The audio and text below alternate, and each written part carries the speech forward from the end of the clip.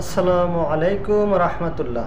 সম্মানিত প্রাণপ্রিয় দিনী ভাইরা, আমরা আলোচনা করছিলাম মাযহাব পরিচিত সম্পর্কে। আমরা ভূমিকাতে আলোচনা করেছি, তারপরে মাযহাব পরিচিতের প্রথম পর্ব আমরা আলোচনা করেছিলাম। আজকে মাযহাব পরিচিতের দ্বিতীয় পর্ব আমরা আলোচনা করব। মাযহাব পরিচিতি এর দ্বিতীয় পর্বে আমরা যে পয়েন্টের উপরে আলোচনা করব সেটা হচ্ছে যে মাযহাব নয় বরং কোরআন সুন্নাহর উপরে আমল করাটাই হচ্ছে ওয়াজিব। হ্যাঁ, মাযহাব যদি কোরআন সুন্নাহর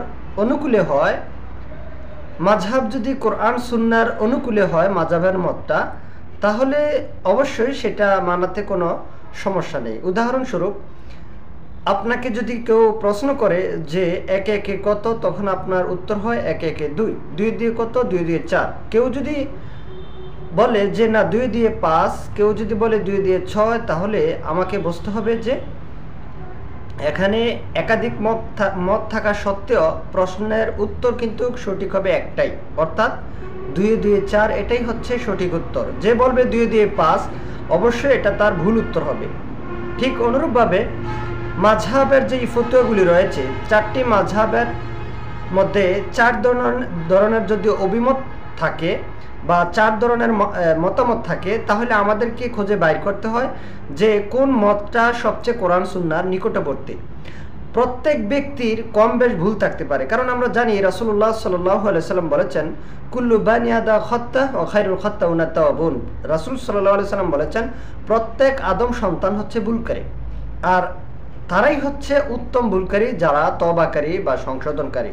সুতরাং আমাদের উচিত, যদি আমরা দেখতে পাই যে মাযহাব, আমরা ইমাম আবু হানিফা রাহমাতুল্লাহকে মানি এবং তার মাযহাবকে মানি, কিন্তু যখন তার মাযহাবের কোনো একটা ফতুয়া যদি আমরা এমন দেখি যে আরেকটা মাযহাবের বিরুদ্ধ হয়ে যায়, যেমন 5 ওয়াক্ত সালাত আদায় করতে হবে, এই ব্যাপারে চারো মাযহাবের সকল ইমামগণ একমত, কিন্তু মাযহাবের মধ্যে আমলগত যে বিষয়গুলি রয়েছে সেগুলোর মধ্যে কিছু মাসআলাগত যে বিষয় রয়েছে, তার মধ্যেও অনেক বিষয় রয়েছে চার মাযহাবের অভিমত চার রকম হতে পারে। তো এই ক্ষেত্রে আমাদেরকে দেখতে হবে যে প্রথম যে মতটা, যে সলাতের ক্ষেত্রে সকলেই একমত যে 5 ওয়াক্ত সলাত আল্লাহ তাআলা ফরজ করেছেন, তাহলে এই ক্ষেত্রে আমাদের কোনো সমস্যা নেই তাদের কথাকে মানতে। কিন্তু যখন আমরা দেখতে পাচ্ছি যে কোনো একটা আমল নিয়ে তাদের মধ্যে মতবিরোধ দেখা দেয়, তখন আমাদের করণীয় কি, এটাই হচ্ছে আজকের মূল বিষয়। সম্মানিত দিনী ভাইরা, আমরা সংক্ষিপ্ত আকারে মূলত এই বিষয়টাই একটু তুলে ধরার চেষ্টা করব। আমরা বলছিলাম যে মাযহাব মানা নয় বরং কোরআন সুন্নাহকে ফলো করাটাই হচ্ছে ওয়াজিব। এ মর্মে আমাদের জেনে রাখা আবশ্যক যে কোরআন সুন্নাতে এই ব্যাপারে অসংখ্য দলিল রয়েছে। সুতরাং সকল দায়িত্বপ্রাপ্ত ব্যক্তির উচিত যে একতাবদ্ধ হয়ে একমাত্র কোরআন সুন্নাহকে ফলো করা। আল্লাহ সুবহানাহু ওয়া তাআলা সূরা আরাফের 3 নম্বর আয়াতে বলছেন ইত্তাবিউ মা উনজিলা ইলাইকুম মির রাব্বিকুম ওয়া লা তাত্তাবিউ মিন দুনিহি আউলিয়া ক্বালিলাম মা তাযাক্কারুন। আল্লাহ তাআলা বলছেন যে অনুসরণ করো, ইত্তাবিউ মানে অনুসরণ করো, উনজিলা মানে যা নাজিল করা হয়েছে, মা মানে যাহা কিছু, আর উনজিলা মানে নাজিল করা হয়েছে, ইলাইকুম তোমাদের প্রতি, মির রব্বিকুম তোমাদের রবের পক্ষ থেকে। তার মানে আল্লাহ তাআলা বলছেন ইত্তাবিউ মা উনজিলা ইলাইকুম মির রব্বিকুম, অনুসরণ করো যা তোমার রবের পক্ষ থেকে তোমার উপরে অবতীর্ণ করা হয়েছে। ওয়ালা তাত্তাবিউ মিন দুনিহি আউলিয়া, আর এটা ব্যতীত অন্য কোনো সাথীর অনুসরণ করো না। যদি সেটা কোরআন সুন্নাহর বিপরীত হয়ে যায়, আল্লাহ বলছেন যে সেটার যদি কোরআন সুন্নাহ বিপরীত হয় সেটা আপনার জন্য প্রযোজ্য, অর্থাৎ আপনি যেন সেটার অনুসরণ না করেন। ইত্তাবিউ মা উনজিলা ইলাইকুম মির রাব্বিকুম ওয়া লা তাত্তাবিউ মিন দুনিহি আউলিয়া ক্বালিলাম মা তাযাক্কারুন। আল্লাহ তাআলা বলছেন তবে তোমরা খুব কমই বা খুব সামান্যই উপদেশ গ্রহণ করে থাকো। সম্মানিত দিনী ভাইরা, আল্লাহ তাআলা যা অবতীর্ণ করেছেন এর দ্বারা উদ্দেশ্য হচ্ছে, আমরা জানি আল্লাহ তাআলা কি অবতীর্ণ করেছেন। আল্লাহ তাআলা অবতীর্ণ করেছেন কোরআন এবং হাদিস, অর্থাৎ রাসূল সাল্লাল্লাহু আলাইহি সাল্লামের যে মুখশ্রুত যে বাণীগুলি রয়েছে, অবশ্যই সেগুলোও কিন্তু ওহী। ওহী হচ্ছে দুই প্রকার, আমরা জানি যে একটা হচ্ছে ওহিয়ে মাতলু আর একটা হচ্ছে ওহিয়ে গায়রে মাতলু। তো ওই হচ্ছে দুই প্রকার, একটা হচ্ছে কোরআন আর একটা হচ্ছে হাদিস। তো হাদিস আকারে যেটা এসেছে সেটা ওহির অন্তর্ভুক্ত। আল্লাহ সুবহানাহু ওয়া তাআলা সূরা নাজমের শুরুতেই বলেছেন যে ওমা ইয়ানতিকু আনিল হাওয়া ইন হুয়া ইল্লা ওয়াহিয়ুন ইউহা। রাসূল মুহাম্মদ সাল্লাল্লাহু আলাইহি ওয়াসাল্লাম তোমাদেরকে যা বলেন, আল্লাহ বলছেন এগুলি তার বানানো কথা নয়, প্রবৃত্তির অনুসরণ করে তিনি কোনো কথা বলেন না। ইন হুয়া ইল্লা ওয়াহিয়ুন ইউহা, তিনি যা বলেন সেটা হচ্ছে আল্লাহর ওহী। তার মানে শরীয়তের ব্যাপারে রাসূল মুহাম্মদ সাল্লাল্লাহু আলাইহি ওয়াসাল্লাম যা বলেছেন সবটাই হচ্ছে ওহীর অন্তর্ভুক্ত। কাজেই আমরা অনুসরণ করব আল্লাহর ওহী।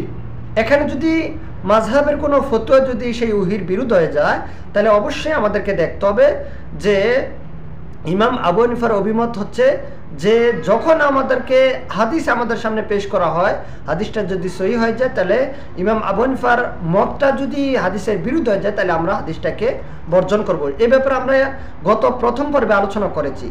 তো এই মর্মে আমি যেটা বলতে চাচ্ছিলাম যে আল্লাহ সুবহানাহু ওয়া তাআলা বলছেন যে অনুসরণ করো তাহার যা আল্লাহর তরফ থেকে, অর্থাৎ রবের তরফ থেকে তোমাদের উপরে অবতীর্ণ করা হয়েছে, আর এটা ব্যতীত অন্য কোনো আউলিয়ার অনুসরণ করো না, তোমরা খুব সামান্যই উপদেশ গ্রহণ করে থাকো।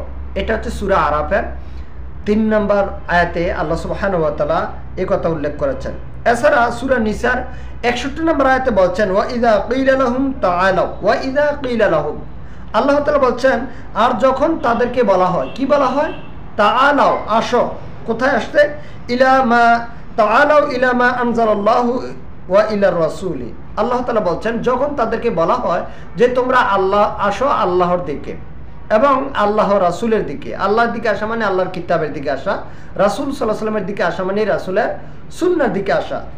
যখন তাদেরকে বলা হয় তখন আল্লাহ তাআলা বলছেন যে রাআইতাল মুনাফিকিনা ইয়াসুদ্দুনা আনকা সুদুদান, তখন মুনাফিকদেরকে তুমি দেখবে। কি দেখবে? রাআইতা, তুমি তাদেরকে দেখবে। কি দেখবে? আল্লাহ বলছেন যে দেখবে তারা তোমার কাছ থেকে সম্পূর্ণরূপে মুখ ফিরিয়ে নেয়। অর্থাৎ যখন তাদেরকে বলা হয় যে হাদিসে তো এটা এসেছে, অর্থাৎ হাদিসে এসেছে যে তোমরা সালাতের মধ্যে পায়ের সাথে পা মিলিয়ে কাঁধে কাঁধ মিলিয়ে দাঁড়াতে হবে, এটা হচ্ছে হাদিসের ভাষা। তো হাদিসের ভাষা হচ্ছে, অর্থাৎ হাদিসে এসেছে, রাসূলের সুন্নাতে এসেছে যে একজন ব্যক্তির সাথে পরস্পর আরেকজনের সাথে কি করতে হবে? পায়ের সাথে পা, কাঁধের সাথে কাঁধ মিলিয়ে ফাঁকা জায়গা বন্ধ করে দিতে হবে, এটা এসেছে হাদিসে। যখন তাদেরকে বলা হবে যে আল্লাহর দিকে কিংবা রাসূলের দিকে ফিরে এসো, তখন তারা মুখ ফিরিয়ে নেয়। আল্লাহ বলছেন সূরা নিসার 61 নম্বর আয়াতে। আপনি দেখবেন যতই আপনি বুঝাতে চাবেন যে তোমরা একজনের সাথে আরেকজন মিলে দাঁড়াও, ততই তারা কি করবে? আপনার থেকে মুখ ফিরিয়ে নেবে। ঠিক অনুরূপভাবে আপনি যদি বলেন যে হাদিসে এসেছে যে সালাতে আজানের সময় আল্লাহু আকবার বলে আজান শুরু করতে হবে এবং শেষ দিকে গিয়ে দুরুদ এবং দোয়া পাঠ করতে হবে, তারা এটা করবে না, বরং আজানের পূর্বে মানে অন্য কিছু সংযোগ করার চেষ্টা করবে। অর্থাৎ আজানের পূর্বে তারা গজল গাইবে অথবা আরও বিভিন্ন কিছু করবে। তার মানে আপনি যেটা বলবেন সেটা তারা মানতে চাইবে না, বা যদি আপনি কোরআন সুন্নাহ দিয়ে বলেন সেটা তারা মানতে চাইবে না। কিন্তু আপনি যদি তাদেরকে আবেগপ্রবণ দেখিয়ে, রাসূলের প্রতি মহব্বত দেখিয়ে, আল্লাহর প্রতি ভালোবাসা দেখিয়ে যদি তাদেরকে ভিন্ন কিছু দেখান এবং নিজ থেকে যদি কোনো কিছু চালিয়ে দেন, তাহলে সেটা তারা গ্রহণ করবে। তো এই হচ্ছে আমাদের অবস্থা, সেটা তরিকার নামে হোক, মাযহাবের নামে হোক, ব্যক্তির নামে হোক। তো আল্লাহ সুবহানাহু ওয়া তাআলা বলছেন তখন তাদেরকে দেখবেন যে তারা মুখ ফিরিয়ে নেয়। এই আয়াতেই প্রমাণ করে যে যখন কোরআন এবং সুন্নাহর দিকে, সুন্নাহ অনুযায়ী মানুষকে আহ্বান করা হয়, তখন মানুষ মুখ ফিরিয়ে নেয়। এরপরে আল্লাহ সুবহানাহু ওয়া তাআলা অন্য আয়াতের মধ্যে বলছেন, সূরা নিসার 59 নম্বর আয়াতে বলছেন ফাইন তানাযাতুম ফি শাইইন ফারুদ্দুহু ইলাল্লাহি ওয়া রাসূল। ফাইন তানাযাতুম, যখন তোমাদের মধ্যে কোনো বিরোধ দেখা দেবে, একজনের সাথে আরেকজনের বিরোধ দেখা দেবে, অর্থাৎ একটি মাসআলার সাথে আরেকজনের মাসআলার কোনো মিল নেই বা মতভেদ রয়েছে, আল্লাহ বলছেন ফাইন তানাযাতুম, তাহলে তোমরা সেটা ফিরিয়ে দাও। কোন দিকে ফিরিয়ে দাও? ফারুদ্দুহু ইলাল্লাহি ওয়া রাসূল, আল্লাহ এবং রাসূলের দিকে সেটা ফিরিয়ে দাও। সুবহানাল্লাহ, আল্লাহ তাআলা কি সুন্দর করে আল্লাহ তাআলা ফয়সালা দিয়েছেন যে কোনো বিষয় যদি একটি মাযহাবের সাথে আরেকটি মাযহাবের, একটি তরিকার সাথে আরেকটি তরিকার, একজন আলেমের সাথে আরেকজন আলেমের, একজন ব্যক্তির সাথে আরেকজন ব্যক্তির যদি কোনো বিষয়ে, ইসলামের কোনো বিষয়ে যদি মতবিরোধ দেখা দেয়, আল্লাহ বলছেন ফাইন তানাযাতুম ফি শাইইন ফারুদ্দুহু ইলাল্লাহি ওয়া রাসূল, তখন তোমরা সেটাকে আল্লাহ এবং রাসূলের দিকে ফিরিয়ে দাও। এটা হচ্ছে দায়িত্ব। আল্লাহ তাআলা বলছেন এটা ঈমানের সাথে সম্পৃক্ত। এর তারপরেই আল্লাহ তাআলা বলছেন ফাইন তানাজাতুম ফি শাইইন ফারুদ্দুহু ইলাল্লাহি ওয়ার রাসূল ইন কুনতুম তুমিনুনা বিল্লাহি ওয়াল ইয়াউমিল আখির, যদি তোমরা ঈমানদার হও এবং পরকালে বিশ্বাসী হও। তার মানে বোঝা যাচ্ছে যে ঈমানদারের বৈশিষ্ট্য হচ্ছে কোনো তরিকা, ব্যক্তি, মত, থিওরিজম ইত্যাদি থেকে বিরত থেকে সে সর্বোচ্চ চেষ্টা করবে কোরআন সুন্নাহর দিকে ধাবিত হতে। এবং যদি কোনো ব্যক্তির মতামত যদি এমন হয় একটার সাথে পরস্পর বিরোধী হয়ে যায়, তাহলে একজন ঈমানদারের বৈশিষ্ট্য হবে সে আল্লাহ এবং রাসূলের দিকে ফিরিয়ে দেবে, অর্থাৎ কোরআন এবং সুন্নাহ দিয়ে সেটাকে জাস্টিফাই করবে, যাচাই বাছাই করে যেটাকে কোরআন সুন্নাহর নিকটবর্তী মনে হবে। যখন যার মতটাকে কোরআন সুন্নাহর নিকটবর্তী মনে হবে তখন তার সেই মতটাকে সে প্রাধান্য দেবে। এটাই হচ্ছে একজন ঈমানদারের বৈশিষ্ট্য। আল্লাহ বলছেন ইন কুনতুম তুমিনুনা বিল্লাহি ওয়াল ইয়াউমিল আখির, যদি তুমি ঈমানদার হও এবং প্রকৃত অর্থে পরকালে বিশ্বাসী হও, তাহলে এটাই হচ্ছে তোমার কাজ। সম্মানিত দিনী ভাইরা, তাহলে এটা রয়েছে সূরা নিসার 59 নম্বর আয়াতে।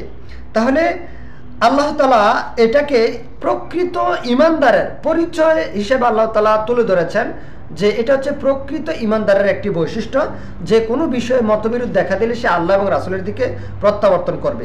সূরা জুমার 55 নম্বর আয়াতে বলছেন, আল্লাহ তাআলা বলছেন যে তোমাদের উপর আতর্কিতভাবে আযাব আসার পূর্বে তোমাদের কাছে তোমাদের রবের পক্ষ থেকে যেই উত্তম ওহী এসেছে সেই ওহী অনুসরণ করো। সূরা জুমার 55 নম্বর আয়াতে। তাহলে নিঃসন্দেহে বলা যায় যে একজন ব্যক্তির জন্য কোরআন হলো সর্বোত্তম কিতাব এবং আমাদের প্রভুর পক্ষ থেকে যা উত্তম কিতাব নাজিল হয়েছে এবং রাসূল সাল্লাল্লাহু আলাইহি ওয়াসাল্লাম যা আমাদেরকে দিয়েছেন সেটা হচ্ছে আমাদের জন্য অনুসরণ করা ওয়াজিব। এছাড়াও আল্লাহ সুবহানাহু ওয়া তাআলা সূরা জুমার 55 নম্বর আয়াতে এই কথাই বলেছেন যে এটা হচ্ছে আযাব আসার আরেকটি কারণ, অর্থাৎ ফিতনা ফাসাদ বা বিভিন্ন ধরনের আযাব আসার আরেকটি কারণ হচ্ছে যে আমরা যদি সুন্নাহ থেকে মুখ ফিরিয়ে নেই, সেটা হচ্ছে আযাব আসার আরেকটি কারণ। এছাড়াও সূরা জুমার 18 নম্বর আয়াতে বলছেন যে আল্লাযীনা ইস্তামিউনাল কাওলা, যারা মনোযোগ দিয়ে কথা শুনে ফায়াত্তাবিউনা আহসানাহু, অতঃপর তা থেকে যা উত্তম তার অনুসরণ করে উলাইকাল্লাযীনা হাদাহুমুল্লাহ, তাদেরকে আল্লাহ তাআলা হিদায়াত দান করবেন। তাহলে বোঝা যাচ্ছে যে 4টি মাযহাব হোক অথবা তরিকা হোক, আরও যত দল রয়েছে, এই সমস্ত দলের কথাগুলি যখন আমরা গ্রহণ করব বা নিব, তখন আমাদের করণীয়টা আল্লাহ বলছেন যে যখন তারা কোনো কথা শুনে তখন তারা মনোযোগ দিয়ে সেটা শোনে। তার মানে আপনি কথাগুলিকে সর্বপ্রথম মনোযোগ সহকারে শুনতে হবে। দ্বিতীয় হচ্ছে সেগুলোর মধ্য থেকে, এই মাযহাবের কথাগুলি থেকে যে কথাটা উত্তম সেটাকে আপনি গ্রহণ করতে হবে। তৃতীয়ত হচ্ছে যে যখন আপনি এই দুইটা কাজ করবেন তখন আল্লাহ তাআলা আপনাকে হেদায়েত দিবেন এবং জ্ঞানীদের অন্তর্ভুক্ত করবেন। আল্লাহ তাআলা বলছেন ওয়া উলুল আলবাব, আল্লাহ তাআলা তাদেরকে জ্ঞান হিসাবে সাব্যস্ত করেছেন। আল্লাহ সুবহানাহু ওয়া তাআলা বুঝার তৌফিক দান করুন। সর্বশেষ আমরা আরেকটি আয়াত উল্লেখ করতে পারি। আল্লাহ তাআলা কোরআন কারীমে সূরা হাশরের 7 নম্বর আয়াতে বলছেন ওয়া মা আতাকুমুর রাসূলু ফাখুযুহু ওয়া মা নাহাকুম আনহু ফান্তাহু, রাসূল মুহাম্মদ সাল্লাল্লাহু আলাইহি ওয়াসাল্লাম তোমাদেরকে যা দেন তোমরা তাই গ্রহণ করো। ওয়া মা নাহাকুম আনহু ফান্তাহু, যা থেকে তিনি নিষেধ করেন তা থেকে তোমরা বিরত থাকো। তার মানে রাসূল সাল্লাল্লাহু আলাইহি ওয়াসাল্লাম কি থেকে নিষেধ করেছেন?